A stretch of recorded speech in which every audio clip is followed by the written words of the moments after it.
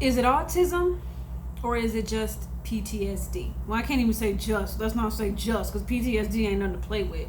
Ain't nothing simple about that. So you've been wondering, do I have autism or do I have post-traumatic stress disorder? I'm going to put the definitions on the screen.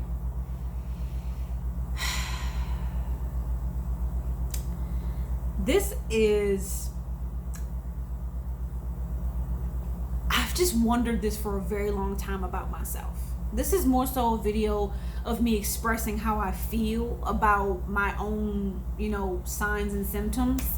And I need y'all help in the comment section for those of you who were actually diagnosed with autism and actually diagnosed with PTSD. I need y'all help. This video is not to explain or to teach y'all what the difference between autism and PTSD is. This video is me questioning and trying to understand if I am autistic or if I have PTSD. No worries. I do plan to at some point get a diagnosis. I already was sort of diagnosed with PTSD. Like, she didn't say yeah, you have PTSD, but her reaction pretty much said, yeah, girl, you got it bad. Yeah, you got PTSD bad. So when I was talking to my therapist about the stuff that I've been through, she was like, yeah, you definitely got a lot of trauma or something like that. And it was, her reaction was like, yeah, girl, yeah, you really got, you really traumatized. You know what I'm saying? So I want to start off by saying that ever since I was a little kid, I felt like I was autistic. As a child, I didn't really know what that was about. But then once I started to learn about it, I'm like, I kind of relate. But I felt like I was one of those high functioning autistic people. But ever since I was a kid, I was always just different. I was always just different than everybody else. I was super quiet. Like, I was damn near mute. Okay, I was so scared to talk. Like, especially at the very early stages, like kindergarten. I was mute. I was terrified to talk. I had so much anxiety, like an abnormal amount of anxiety for a child. And I remember the first day of kindergarten, y'all laugh at my black ass. But I remember first day of kindergarten, my mom and my little sister were sitting in the chairs, watching me get ready for kindergarten, watching me, I was in the kindergarten class, right? Watching me, get seated, and the teacher was, getting all the kids seated or whatever. And then it was time for the family members to go. And my mom and my little sister got up to leave. And then I ran to my cubby to grab my backpack and started crying because my family was leaving. And that was all I knew. It's crazy nowadays. I'm like, I want the asses to leave and get out of my face. Yeah, trauma. They got a lot to do with trauma as to why I even think I'm autistic. But I've always felt like I was born slightly autistic either way. But the trauma intensified the autistic symptoms. You know what I'm saying? The autistic characteristics or whatever.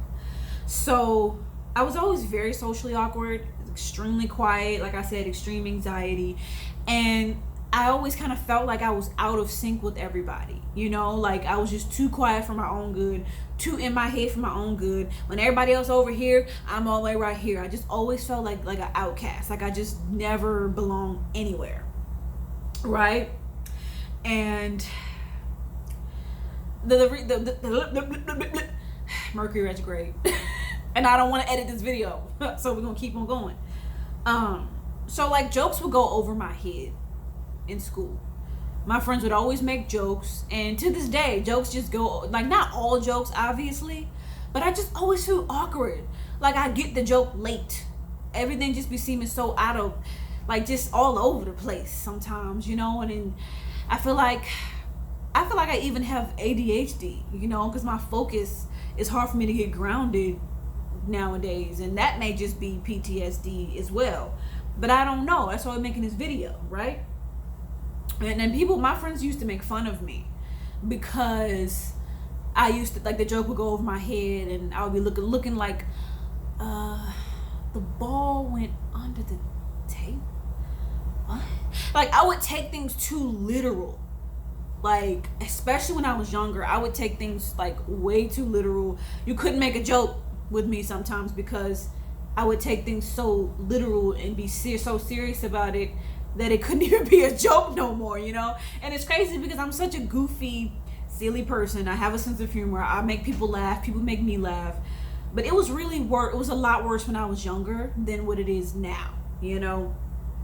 But people would think that I was slow. You know, people would think that I was slow. Despite me being like a AB average student, like I was very smart, y'all. Like I was what you consider a kid genius. Like I was always making good grades. I was the typical nerd with glasses, reading books in class, who got an asthma inhaler in her backpack. Like I was the classic nerd that they cast on TV, right? I was really smart. I was very studious. I loved studying. I loved reading. I had an obsession and a passion for English. Words was and still is my thing. I still write poetry. I'm a poet, and I write songs and I write scripts, and I'm always writing, you know. And I also have a lot of talents. And I've noticed with a lot of autistic people, they have a lot of interests, and they're usually very musically gifted. And as y'all know, I sing as well, and I do music. And you know, autistic people, we different. I say we because, and I don't know for a fact that I have it, but I feel like I'm on the spectrum somehow, some way, right? So why do I say autism or PTSD, post-traumatic stress disorder?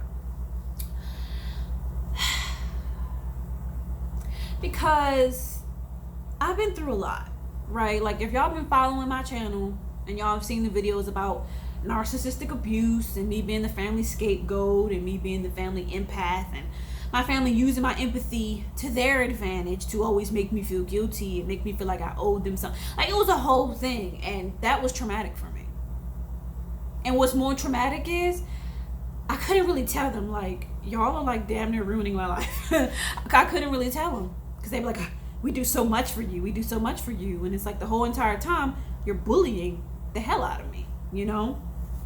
Right? So the narcissistic abuse and all of the chaos and the drama and the fighting and the arguing and the screams, and that gave me a lot of anxiety, like high anxiety. And then I dealt with homelessness because I didn't want to live there anymore, and it's just been constant like upheaval, never really feeling settled. And I feel like that intensified my autistic or PTSD, whatever. Now I'm very paranoid. I'm paranoid. I'm very paranoid. I have trust issues. I don't trust people because I'm like, if your family can treat you like a complete stranger, despite you being this kind person to them since birth, they can treat you like a complete stranger over little petty things just because they need somebody to beat up on to make themselves feel better. If family can treat you like that, why would I trust anybody? You know? So I have serious trust issues, and I get stuck in my head a lot. And I'm still just so awkward and nervous, just like how I was when I was a kid. I've definitely overcome a lot of the social issues. I'm a lot more of a social butterfly. Like when I tell y'all, when I'm a social butterfly, I'm a social butterfly. When I'm ready to talk, I'm gonna talk to everybody in the room. You know what I'm saying? And I have to keep going. Excuse me. And then sometimes it's to the point where when I slow down, I get restless and I got to get up and talk to somebody again, you know? It could be the fact that I got a Gemini Venus. Girl, I don't know.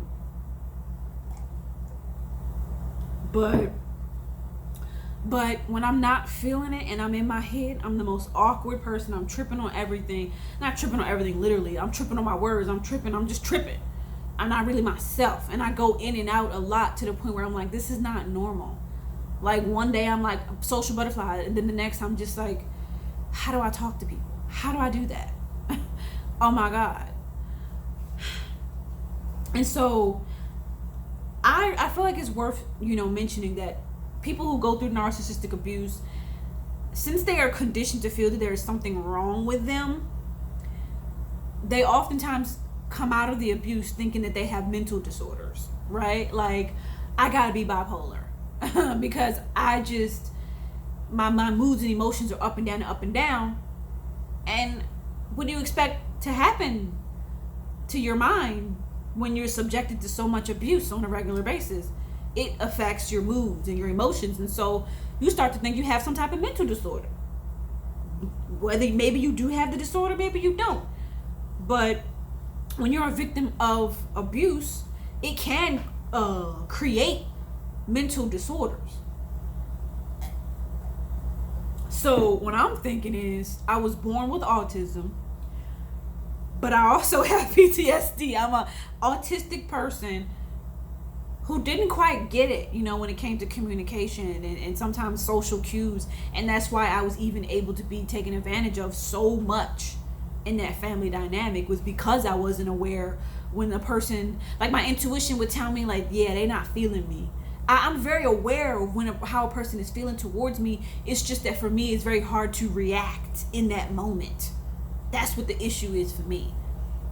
It's like I can tell she kind of don't trust me for whatever reason, and I just don't respond. I just keep acting like everything's normal, and then I sit down and I think about the interaction, and I'm like, that was awkward. That was weird. I don't know. Maybe I'm more normal than what I think, but a lot of things happen, and I've always had a hard time responding in the moment, to how I felt. Like, instead, I would just be present, and shit would just be happening. Somebody would be disrespectful to me, for example, and instead of reacting, I just would stand there and be nervous or be confused, or it just wouldn't process until after I walk away. And then I'm like, oh, that person was being disrespectful. Okay, let me have a word with them. Okay, it's always been hard for me. And that's the thing about narcissistic abuse. It may not be autism. It could just be that dealing with narcissistic abuse, the whole thing is, the basis of it is your family treats you like everything you do is coming from a place of just stupidity, right? Like, that's how I was conditioned to feel, that everything I do, I'm doing because I'm lazy, I'm stupid, I'm selfish, I'm a bum, I'm a troublemaker. Despite me being literally a goody two shoes my whole life, I'm still somehow the problem child. And I used to think, damn, like, they treat me like I'm a part-time prostitute, part-time stripper with 10 baby daddies, and she don't know the name of the dads or the kids. Like, they was treating me like I was a criminal. And here I am, this introverted geek who really didn't want to bother nobody, right? Like, conflict used to really, like, mess with me. But the thing is, I would stand up for myself. I would get heated. And then when I would actually give in to those emotions and stand up for myself, I would go overboard and be screaming like I'm crazy. It's like 0 to 100. It's always been hard for me to regulate my emotions and my reactions to things. So, because there was always so much going on, right? So, with narcissistic abuse, there's been a major attack on my self-worth. A major attack on, well, you did this, so you don't deserve to be happy. You failed to do that, so you don't deserve to be happy. You don't deserve to have, to follow your dream career. And you're stupid to think that you can even do that. That was kind of the narrative. And it gets deep. It's a very traumatic thing. And so the thing is, with narcissistic abuse and PTSD, I told my therapist that when I watch movies and somebody is screaming in the movie, like, I have to turn the volume down, because it triggers some experiences that I had at home where my sister would, like, because I think she's psychotic, to be honest, and I'm not even trying to be funny or trying to be smart, trying to be sarcastic. Like, I'm being serious. Like, I really think that she be having mad psychotic breaks, and hopefully y'all didn't hear that fart. But so she would, like, scream, like, really, really, really loud whenever she was upset about something. And She would sometimes bang on things and bang, bang, bang, and you're literally down the hall, but you can hear her banging in her room. She would she would destroy and bang and just do all of this destructive stuff in her room whenever things were frustrating her in her life. And then she did the same to my room. She came in my room and destroyed everything, and my stuff was all over the place, and she's screaming, and it was just, and I was literally standing outside of the house, and I could hear bang bang, all this noise, you know. And just thinking about it, I have anxiety just recalling it. Like I almost just went back there. And I don't even want to get too deep into all of that right now, but now I'm sensitive to screams in movies. I can deal with children screaming, and as a matter of fact, hearing children scream has actually helped me, because to be around somebody that's screaming for good reason because they're babies, it's like, okay, they're screaming because they need their diaper change. Okay, what a relief, you know. But I don't know if I would say it helped me, but in a sense, yeah, just that change of scenery, the change of environment. But I've been through a lot.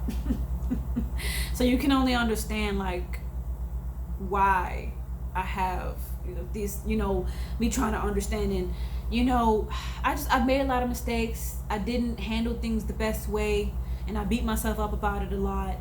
And I used to beat myself up like really, really, really bad, to the point where I would self-harm. And I'm not sure if that have anything to do with autism, but the way that I would have my little mini like self-harm meltdowns, like when I was younger, I don't do that anymore. It just made me think like that was just autistic of you. Like, I don't even want to go into the description, but it just reminded me of when an autistic person has like a meltdown, but it could have just been the fact that I was just being abused and being treated like I was a burden, like my whole existence was just a burden, and that I was just a problem. It messes your head up a little bit, and it makes it really hard for you to love yourself and to even trust yourself in a conversation. So of course I'm coming off mad autistic to people, because I don't even trust myself in order to even like talk right now. And it's not in every environment. In my life, I'm slowly but surely going towards the things that resonate with me and make more sense, and letting go of the things that just don't resonate. I can't do it anymore, because in those environments, y'all, I feel like I gotta mention this. In those environments where I'm wearing a mask, I'm like working this job that I really don't want to work, I feel even more autistic in those particular environments. But when I'm doing what I love, like acting and even doing YouTube, I feel more normal. I feel more like myself. So it very well could just be the environment triggering, I think that's what it is. It's the environment triggering a traumatized version of myself. It's those environments bringing out that wounded inner child. But when you're following your dreams, you can pull out of that and be a new version of yourself. So that's why I'm making sure to follow my dreams. If y'all only knew. I'm gonna have to make a separate video about everything I'm going through with working 2 jobs and letting go of one so I can do acting and ADHD or something. The dude that I was talking to, he asked me that. He was like, do you have ADHD? Because I work 2 jobs that are 2 completely different things, and then I'm doing acting, and it's like I'm damn near having 3 jobs, right? And he was like, you got a lot going on, like do you have ADHD? And I paused, and I was like, do I literally asked him, I said, do I don't know. That would make sense. I'm doing all this different stuff. But yeah, I just wanted to make this video as a way to start a conversation in the comment section, as a way to help me understand what I'm going through. I am going to do my own research. I am going to research autism and research PTSD and get informed on the difference between the two, so that I can maybe even self-diagnose. I don't know, but I more than likely will seek a professional diagnosis, because I probably need it. Yeah. So please, y'all, start the conversation in the comments. Let me know your experience. If you have autism or PTSD, what's it like to have both of those? Are you one of those people where you have both of them at the same time, or just one? Like, just let's start a conversation. Like, what is it like? And based off of what I have shared with y'all, and based off of my mannerisms and the way that I come across to y'all, do y'all think that I have autism? Do y'all think? Well, I know I have PTSD, but yeah, I ain't gotta act that. So yeah, give this video a thumbs up and share it with your friends. I hope that you all enjoyed this video. Bye bye.